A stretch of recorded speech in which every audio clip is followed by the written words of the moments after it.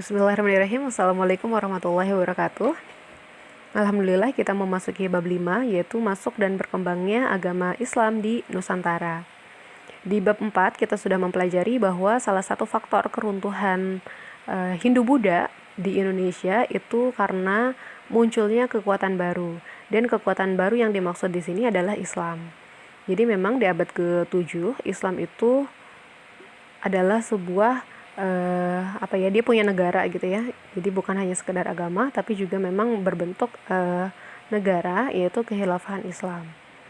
Dan memang Islam itu menjadi negara yang adidaya, yang besar di dunia gitu. Jadi memang pengaruhnya akhirnya bisa kemana-mana gitu ya. Hampir ke seluruh penjuru dunia itu memang sudah dipengaruhi oleh Islam begitu. Termasuk Indonesia. Nah, di Nusantara saat itu yang memang bentuknya, coraknya adalah Hindu-Buddha, akhirnya berganti menjadi Islam. Kenapa bisa diterima dengan begitu mudahnya oleh orang-orang Nusantara? Karena memang ini ada beberapa alasan kenapa Islam itu dapat diterima dengan mudah ya. Yang pertama ini karena syarat masuk Islam yang mudah. Kan cukup dengan bersyahadat seseorang sudah menjadi seorang muslim. Lalu juga yang kedua karena peribadatan dalam Islam itu sederhana gitu ya, bahkan sangat-sangat sederhana. Dalam sholat itu kan nggak butuh bawa makanan, nggak butuh bawa atau berpakaian yang yang mahal gitu ya, yang terbuat dari emas segala macam kan nggak butuh ya. Jadi memang peribadatan dalam Islam ini sangat-sangat sederhana, begitu cukup dengan menutup aurat. Seseorang sudah bisa melakukan ibadah. Lalu alasan berikutnya adalah karena di dalam Islam itu tidak mengenal sistem kasta gitu. Jadi orang pun lebih mudah menerimanya. Di ajaran Islam itu kan memang semua orang itu berkedudukan sama di mata Allah begitu. Lalu berikutnya alasannya adalah karena penyebaran Islam di Indonesia dilakukan salah satunya melalui jalur perwayangan gitu ya. Jadi memang lebih mudah lagi orang-orang untuk menerima Islam begitu ya. Jadi akhirnya corak Indonesia yang awalnya Hindu-Buddha tadi berganti menjadi Islam begitu. Nah lalu ada beberapa teori, kita masuk ke bagian A ya. Di bagian A ini adalah teori-teori masuknya Islam ke Nusantara. Ada 4 teori. Teori yang pertama adalah teori Gujarat, bahwa ternyata Islam masuk ke Nusantara ini di abad ke-13 melalui para pedagang dari Gujarat. Nah, Gujarat ini sendiri adalah satu wilayah di India gitu ya. Jadi menurut teori ini alasannya adalah karena memang ditemukannya makam Sultan Samudra Pasai, yaitu Malik As-Saleh di tahun 1297, yang memang corak makamnya itu Gujarat gitu loh. Jadi corak Gujarat itu dipakai di makamnya Sultan Malik As-Saleh. Nah, jadi diduga berarti ini dapat pengaruhnya dari Muslim Gujarat begitu. Lalu berikutnya teori yang kedua adalah teori Persia ya. Bahwa ternyata Islam masuk ke Nusantara itu melalui para pedagang yang berasal dari Persia. Nah, Persia ini sendiri merupakan satu kawasan di Iran gitu ya. Persia itu Iran gitu. Jadi menurut teori ini bahwa ternyata Islam datang ke Nusantara melalui orang-orang Persia di abad ke-13 juga gitu. Alasannya apa? Karena memang ternyata ada kesamaan tradisi antara Muslim Indonesia dengan Muslim Persia. Itu contohnya adalah adanya peringatan 10 Muharram. Jadi Muslim khususnya yang di Sumatera Barat dan Jambi gitu ya, mereka mengenal tradisi ini, begitupun dengan Muslim yang ada di Persia.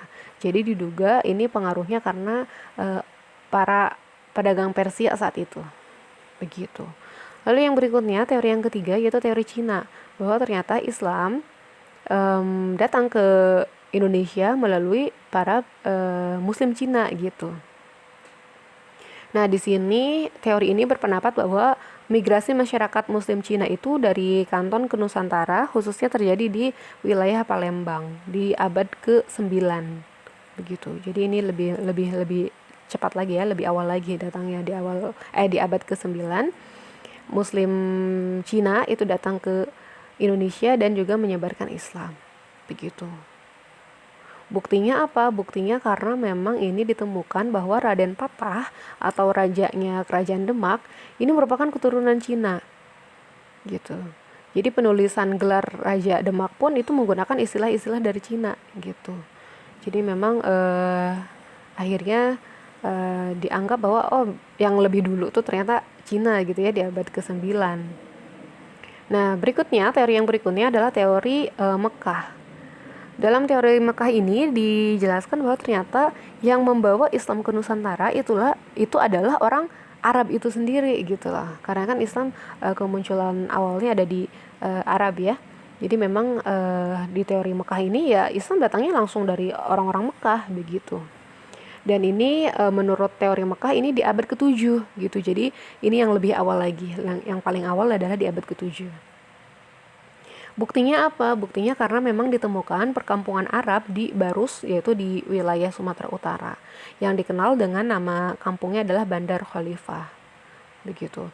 Lalu juga mazhab yang populer di wilayah kerajaan atau Kesultanan Samudra Pasai itu adalah mazhab Syafi'i. Dan mazhab Syafi'i ini adalah satu mazhab yang memang populer juga di Arab begitu. Jadi memang akhirnya diduga ini teori Mekah inilah yang orang-orang Mekah lah yang membawa Islam ke Nusantara di abad ke-7 begitu. Ya, itu 4 teori masuknya Islam ke Nusantara. Lalu kita masuk ke bagian B, yaitu saluran penyebaran Islam di Indonesia. Lalu yang menyebarkan Islam ke Indonesia ini apakah hanya para pedagang atau bagaimana gitu ya penyebarannya gitu. Apakah hanya dengan pedagang saja cukup? Apa efektif gitu ya? Sehingga akhirnya Islam menjadi begitu meluasnya di Indonesia begitu. Nah, ternyata ini ada beberapa saluran penyebaran Islam di Indonesia. Yang pertama adalah saluran pastinya adalah perdagangan. Jadi proses Islamisasi di Indonesia ini terjadi melalui para pedagang dari Arab, Persia, Gujarat yang tadi sudah disebutkan ya. Dan memang saat itu perkembangan perdagangan dunia itu ramai di abad ke-7 gitu ya, melalui Selat Malaka begitu. Jadi ini sangat dimungkinkan terjadinya Islamisasi melalui jalur perdagangan. Lalu berikutnya adalah saluran berikutnya adalah saluran perkawinan. Nah, ternyata para pedagang Muslim yang tadi mereka berdagang di wilayah Nusantara, lalu mereka juga menetap karena kan butuh waktu lama ya untuk balik lagi ke negaranya gitu. Jadi memang pasti mereka menetap gitu kan.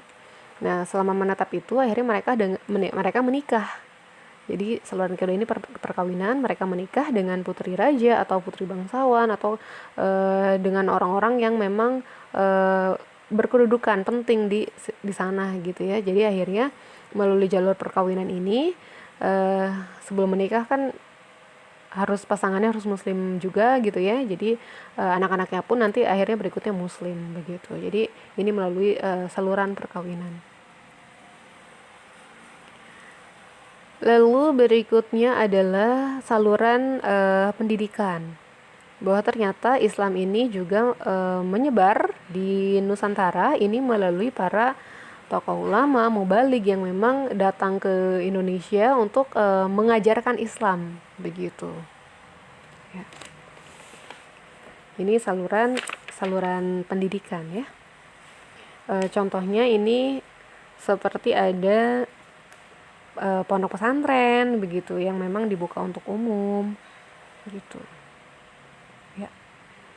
Lalu melalui jalur berikutnya adalah melalui jalur politik pastinya. Jadi penyebaran Islam dilakukan juga melalui lobby-lobby kepada para penguasa begitu. Penguasa yang lingkupnya kecil maupun yang besar, mereka akhirnya mu'alaf gitu ya. Bahkan ditemukan bahwa ternyata beberapa raja yang sebelumnya beragama Hindu ataupun Buddha itu mereka akhirnya mu'alaf gitu. Mereka menjadi seorang muslim dan karena rajanya sudah jadi seorang muslim, akhirnya rakyatnya pun mengikuti. karena begitu besarnya pengaruh raja bagi rakyat gitu ya. Jadi rajanya muslim, rakyatnya pun akhirnya juga muslim, dan kerajaan yang tadi awalnya bercorak Hindu ataupun Buddha berganti menjadi kerajaan Islam begitu ya, menjadi kesultanan yang Islami ya. Lalu saluran berikutnya adalah melalui kesenian. Nah, jadi melalui kesenian ini juga bisa ya ternyata menyebarkan Islam melalui kesenian, yaitu dengan contohnya adalah yang dilakukan oleh Wali Songo, yaitu Sunan Kalijaga. Jadi Sunan Kalijaga ini mementaskan wayang, yang ditampilkan adalah kisahnya dari kisah Mahabharata dan Ramayana. Kita tahu Mahabharata dan Ramayana adalah kisah dari India ya. Jadi ini adalah pengaruh dari Hindu Buddha begitu ceritanya Mahabharata dan Ramayana. Tapi wayang itu sendiri asli dari Indonesia ya. Jadi wayangnya itu dari Indonesia, kisahnya yang digunakan dalam perwayangan adalah Mahabharata dan Ramayana, merupakan cerita dari India. Tapi oleh Sunan Kalijaga itu disisipkan ajaran-ajaran Islam dan juga nilai-nilai Islam begitu. Jadi itu ada akulturasi tiga kebudayaan, Nusantara, Islam, dan juga Hindu Buddha. Begitu, itu yang kelima ya, saluran-saluran penyebaran Islam di Indonesia begitu. Nah, itu ya. Jadi memang akhirnya Islam diterima dengan begitu mudah oleh masyarakat Indonesia secara umum, karena sampai hari ini pun masih menjadi mayoritas di negeri ini begitu. Ya. Jadi inilah penyebaran Islam di Nusantara di tadi yang paling awal ya, di abad ke-7 ya. Teori Mekah tadi yang sudah dijelaskan. Seperti itu. Ya, alhamdulillah materi untuk bab 5 ini sudah selesai. Nanti kita bahas kerajaan-kerajaannya di bab ke-6 insyaallah ya. Ya, kurang lebih mohon maaf, dipelajari lagi bab 5-nya. Insyaallah minggu depan kita bisa ulangan harian bab 5. Ya, dibaca referensinya yang banyak ya. Ya, assalamualaikum warahmatullahi wabarakatuh. Dibaca referensinya